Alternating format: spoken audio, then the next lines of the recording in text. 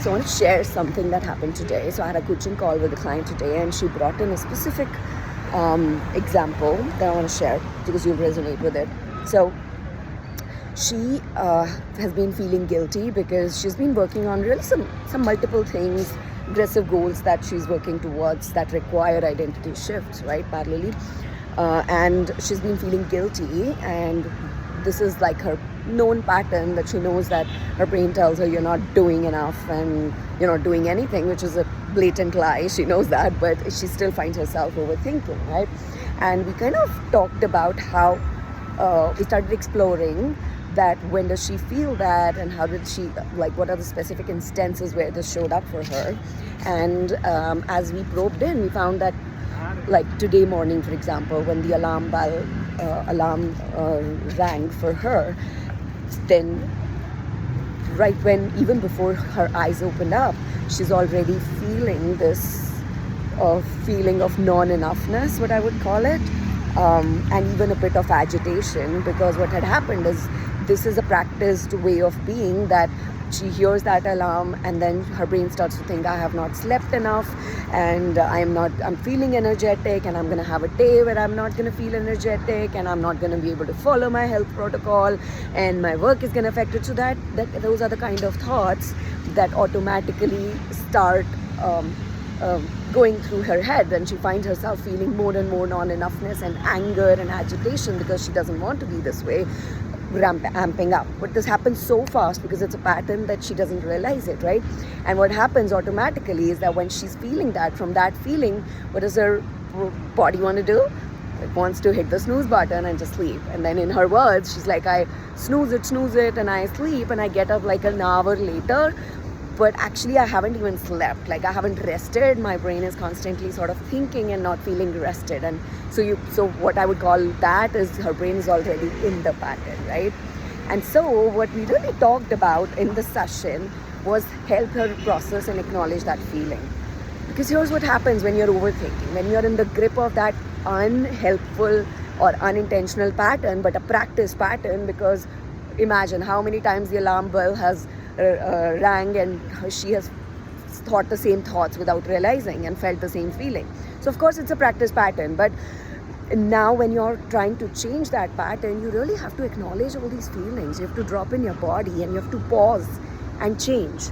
So what we really did in the session, the first part, was really help her practice, like we use tapping technique to really get her to tap on the acupressure points. You can search EFT in net. There are so many other techniques to do that. But tap on some of the acupressure points like this and this and this, while acknowledging that she's feeling agitated, and it's okay for her to feel those sensations and feelings. And in her words, like even the words "it's okay" landed in so differently in her body as she paused and told herself it's okay for her to feel that way, that she said that it felt like the burden had lifted off her shoulders, right?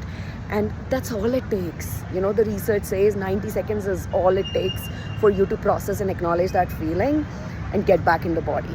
But more often than not, we don't do it, right? We're in the rush of, okay, I need to plan the list. Except that that's not really helping, because that's the feeling that's causing her to not be able to focus on those very things of the protocol, but be in her own brain and keep suffering.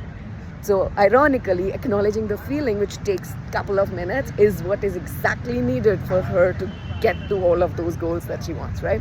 So that's the first thing we did, right? But the other thing, which was very interesting, which is what I love in hypnosis, is we actually got her to feel that feeling of ease that she's felt a lot of times before when she's doing the thing that she wants to do, when she's like in action in that flowy mode. She felt this flowy feeling, the lightness in her body, while the other feelings were feeling like heaviness in her body. This felt like lightness, and we got her to really feel that in the trance.